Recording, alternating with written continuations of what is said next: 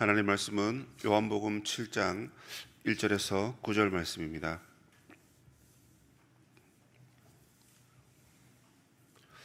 요한복음 7장 1절에서 9절 말씀을 함께 교독하겠습니다. 그 후에 예수께서 갈릴리에서 다니시고 유대에서 다니려 아니하심은 유대인들이 죽이려 함이로라. 유대인의 명절인 초막절이 가까운지라. 그 형제들이 예수께 이르되 당신이 행하는 일을 제자들도 보게 여기를 떠나 유대로 가소서.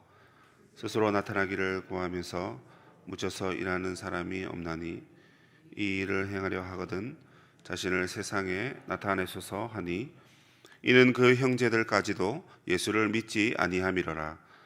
예수께서 이르시되 내 때는 아직 이르지 아니하였거니와 너희 때는 늘 준비되어 있느니라. 세상이 너희를 미워하지 아니하되 나를 미워하나니 이는 내가 세상의 일들을 악하다고 증언함이라. 너희는 명절에 올라가라. 내 때가 아직 차지 못하였으니 나는 이 명절에 아직 올라가지 아니하노라. 이 말씀을 하시고 갈릴리에 머물러 계시니라. 아멘. 앞서 예수님께서는 많은 표적들을 행하셨습니다. 그리고 1절에 보시면 그 후에라고 되어 있는데 초막절이 가까웠다 이렇게 되어 있습니다. 6월절이 봄이라면 초막절은 가을에 지키는 절기입니다. 그러니까 최소 한 6개월 정도는 흘렀다 하는 거죠. 그런데 6개월 동안 예수님께서 가만히 계신 게 아닙니다. 계속해서 다니시면서 복음을 전하시고 그리고 표적을 통해서 예수께서 어떤 분이신지를 알려주셨습니다.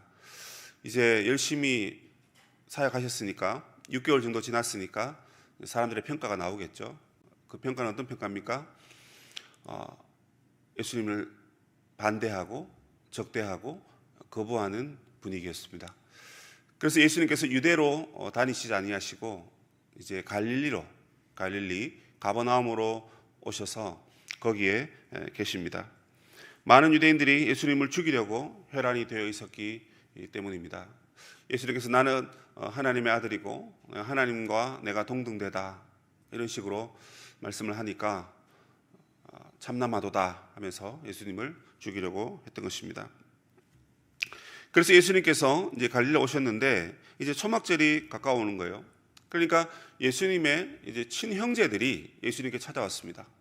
예수여, 당신이 진짜 메시아라면 여기서 시골에서 이렇게 조용히 그냥 사역할 게 아니라 저기 사람들이 모이는 유대로 가서 사역해야 되지 않겠느냐, 이렇게 이제 부추기는 겁니다. 가서 표적을 거기서 행하고 가서 거기서 하나님의 말씀을 증거하면 더 많은 효과를 얻지 않겠느냐, 이런 식으로 말하고 있는 것입니다. 자, 여러분 생각해 보십시오.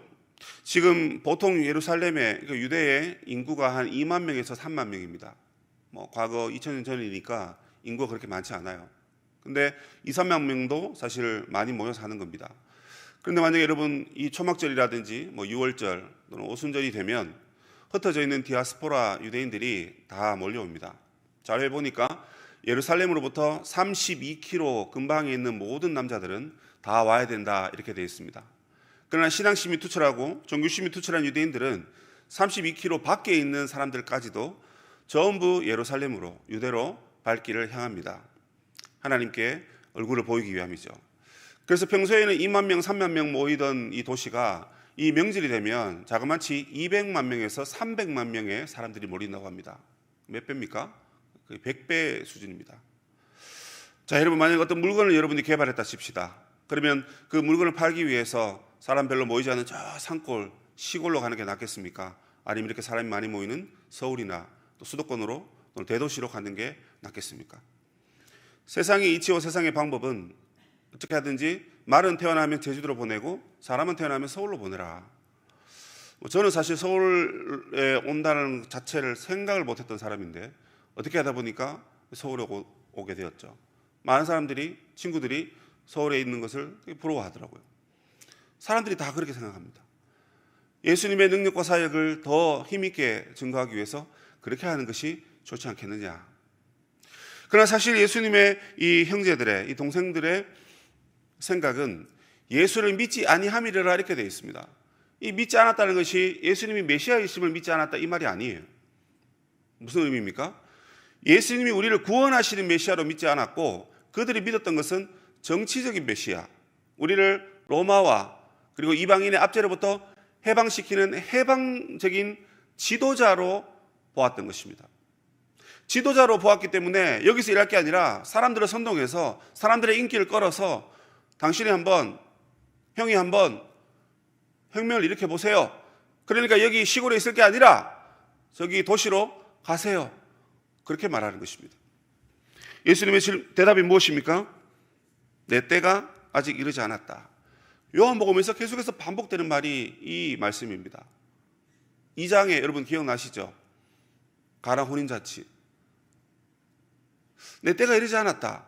예수님 이렇게 말씀하십니다. 그러나 너희 때는 늘 준비되어 있느니라. 내 때가 이르지 않았다. 이게 무슨 의미죠?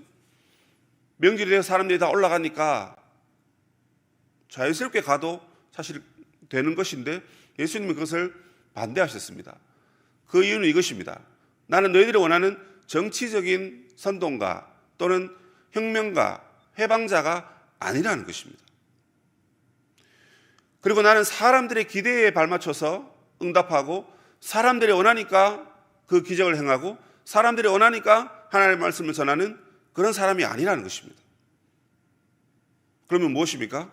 철저하게 나는 이 하나님의 때를 따라서 사역하고 움직이고 복음을 전하는 메시아다.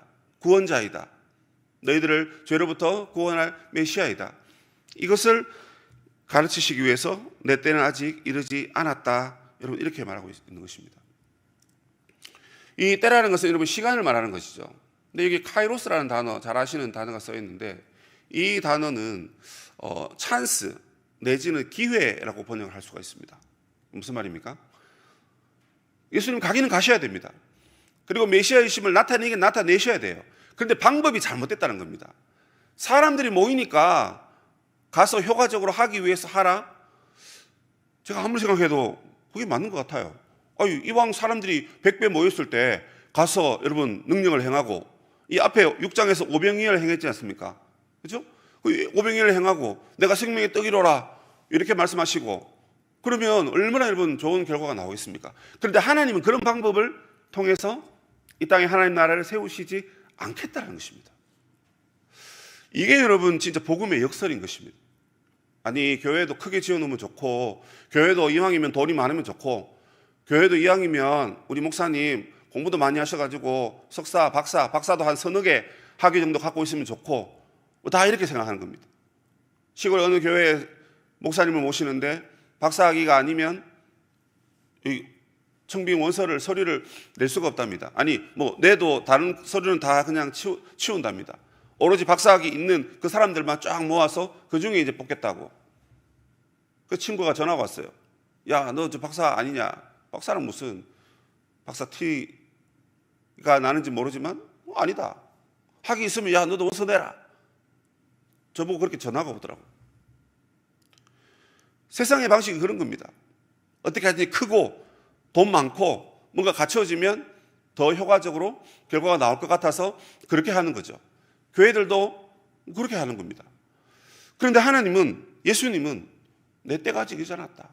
오히려 너희들이 선동하고 너희들이 그렇게 원하고 너희들이 나를 그렇게 기다리고 있는데 구원자를 기다리고 메시아를 기다리는 게 아니라 그 표적이 신기하고 그 말씀이 유대인들과 달라서 뭔가 자기가 이득을 또는 깨우침이 있을까 해서 그런 어떤 세상적인 관점에서 나를 기다리는데 그러면 그때는 내 때가 아니라는 것입니다.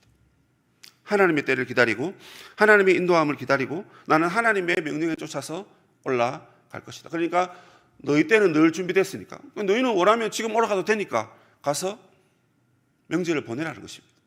여기서 이 내 때라는 것이 물론 예수님이 십자가를 지시고 고난당하시고 순환당하시는 그 모든 사역들을 다 통틀어서 말하기도 합니다.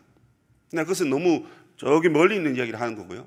이 가까운 이야기는 사람들이 그렇게 선동할 때 나는 지금 안 가겠다는 것입니다.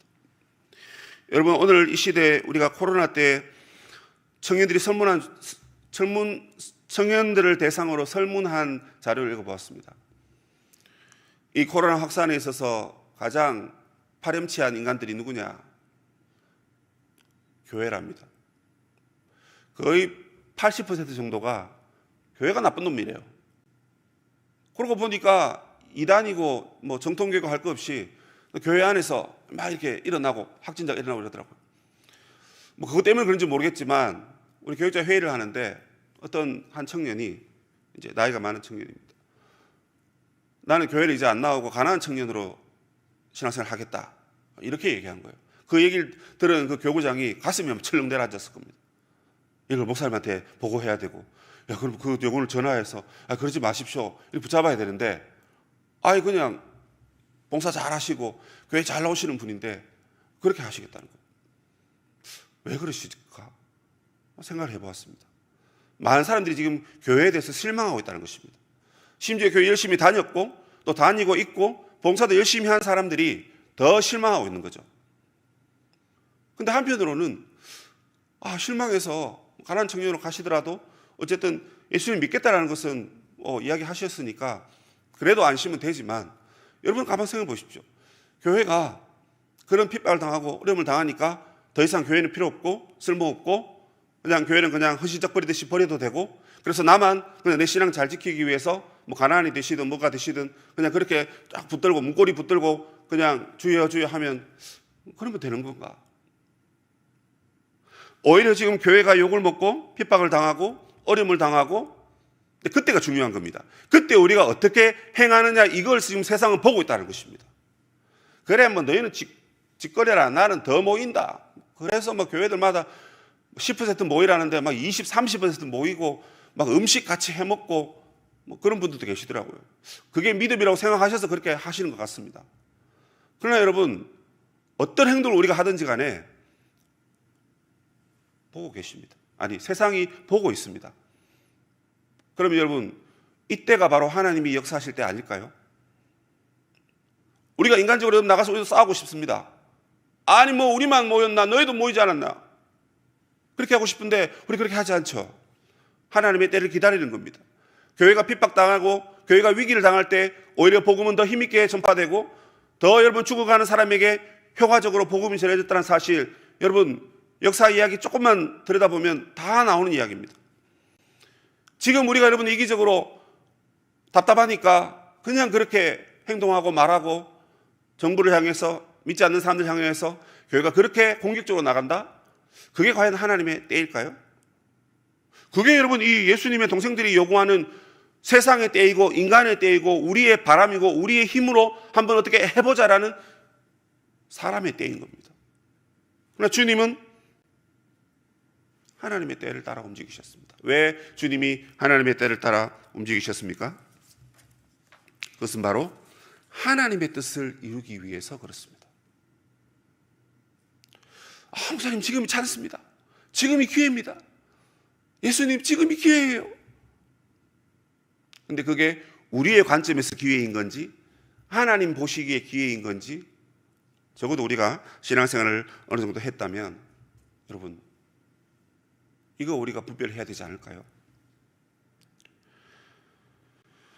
성도 여러분, 우리 주님은 하나님의 타이밍, 하나님의 기회를 위해서 하나님의 시간에 맞춰서 일하셨습니다. 지금 교회는 일해야 할 시간입니다. 적어도 그렇습니다. 우리가 욕먹고 있다고 해서, 핍박당한다 해서, 많은 청년들이 교회를 외면한다고 해서 우리가 다른 일을 할 수 있는 건 아니죠. 그럴지언정 하나님은 교회를 통해서 일하실 것입니다. 한 영혼밖에 남지 않는다 하더라도 그 믿음 있는 한 영혼을 통해서 하나님은 교회를 다시 일으키실 거예요. 아무도 기도하지 않아도 기도하는 한 사람 때문에 하나님의 때는 다시금 우리에게 기회를 줄 겁니다. 그리고 그 하나님의 때 안에서 우리는 하나님의 뜻을 이루며 나아갈 것입니다. 교회는 여러분 그렇게 해야 되는 것입니다. 그러면 여러분, 우리가 이 땅 가운데 참 이게 세상적으로 또는 인간적으로 이때가 아닌가 하는 그런 유혹이 많이 들 겁니다. 근데 그때일수록 여러분, 예수님께서 하나님의 때를 위해서 기다리시고 인내하시고 겸손하게 그 길을 걸어가신 것을 여러분이 기억해야 됩니다. 예수님 이 땅에 세우시려고 한 것은 힘과 권력에 의한 나라가 아니지 않습니까? 배 부르고 등 따시게 만들어주는 그런 나라를 바랐던 것이 아니지 않습니까? 가난하고 소외된 자들에게 천국 복음이 전파되어서 흑암에 사는 백성들이 빛을 보고 주님 앞에 나와 영원한 생명과 구원을 얻는 하나님의 나라를 이 땅에 세우는 것이지 않습니까? 하나님의 때에 맞춰서 우리 주님이 사명을 감당하셨던 것은 이 땅에 하나님의 뜻이라는 하나님의 나라를 세우기 위해서 그랬다는 것입니다.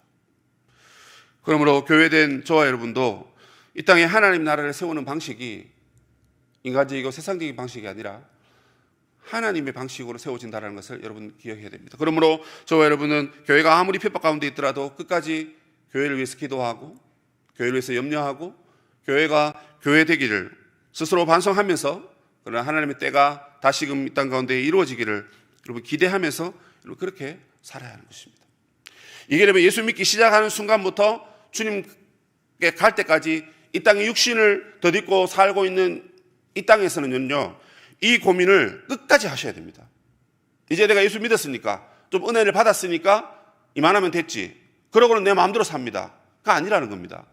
끝까지 이 유혹 앞에 우리는 굴복하지 말고 믿음과 신앙을 지켜야 되는 것이죠. 여러분, 예수님께서 공생의 사역을 시작하실 때 사단에게 처음 시험당하신 사건 기억하시죠? 거기 보면 40일을 줄이시지 않습니까? 물 한 방울도 드시지 않았던 예수님께 마귀가 유혹합니다. 너 메시아인 거 내가 알고 있다. 이 사람들은 모르는데 나는 알아. 그런데 예수야, 네가 말라고 그렇게 고생하면서 네가 메시아인 것을 드러내려고 하니 십자가보다 더 좋은 방법이 있어. 뭐냐면 돌을 떡으로 만들어. 돌을 떡으로 만들어. 그리고 시편에 말하고 있잖아. 메시아가 위에서 하늘에서 땅 아래로 휘웅 점프할 때 천사가 밑에서 받쳐주는 사람이 있는데, 그러면 그 사람은 메시아라고 시편에 이미 예언하고 있지 않냐. 그러니까 네가 성전 높은 꼭대기에 올라가서 한번 자유낙하해. 번지점프 하듯이. 그래서 휙 뛰어내렸는데 하늘에 천사를 보내어서 천사가 만약에 너를 발이 땅에 붙이지 아니하고 너를 구해주면 많은 사람들이 그 기적을 보고 너가 메시아인 것을 알 거야. 그러니까 힘들고 어렵게 십자가의 길 갈 필요 없어. 시간도 많이 걸리고 얼마나 아프겠냐. 그러니까 차라리 그냥 짠 해서 떡으로 만들고 짠 해서 뛰어내려가지고 한번 원맨 쇼를 보여봐. 그러면 사람들이 다 너를 메시아인 줄 알 거야. 사탄이 유혹한 게 뭡니까, 여러분? 하나님의 때와 방법으로 메시아임을 드러내지 말고 그냥 사람들이 보기 좋은 기적과 능력으로 그걸 행해라는 것입니다. 예수님 능력이 있으셨죠. 충분히 만드실 수 있고 충분히 뛰어내리셨는데 다치지 않고 죽지 않는 그런 분이십니다. 그런데 예수님이 그 방법에 찬성하지 않습니다. 동의하지 않습니다. 그리고 예수님은 복음을 전하시면서 계속해서 사람들의 초항을 받으시잖아요. 높임을 받으시고 사람들의 영광을 계속 받으시는데 그때마다 계속 예수님 피해 다니십니다. 심지어 제자들도 거기에 오염될까 제자들도 그 무리에서 쏙 빼가지고 다른 곳에 보내시잖아요. 마찬가지입니다, 여러분. 사람들이 와 하고 사람들이 좋아하고 사람들이 여러분 우리를 인정할 때 여러분 그때가 하나님의 때가 아닌 겁니다. 아무도 우리를 몰라주고 아무도 우리한테 관심이 없고 오히려 교회를 향하여 손가락질하고 무시하고 욕할 때 여러분 그때가 오히려 하나님께서 일하시는 때인 것입니다. 사랑하는 우리 성도 여러분, 우리는 때가 되면 다 하나님께로 갈 겁니다. 근데 여러분 그 하나님의 때가 우리 개인적으로 우리 인생 가운데 강력하게 하나님의 때를 맞이할 때가 곧 올 겁니다. 그 때가 있다고 해서 여러분 오늘 이 한순간을 우리가 우리 마음대로 여러분 살 수 있겠습니까? 세상의 방식대로 살아가면 될까요? 그렇지 않습니다.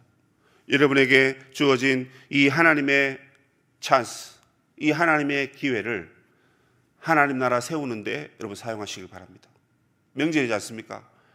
고향 못 가시는 분들은 여러분 이때야말로 선물도 보내고 또 전화도 하고 소외된 자들에게 또 한 번 더 연락하고 이게 하나님의 때인 겁니다, 여러분. 아무도 우리가 전화한 건 모릅니다.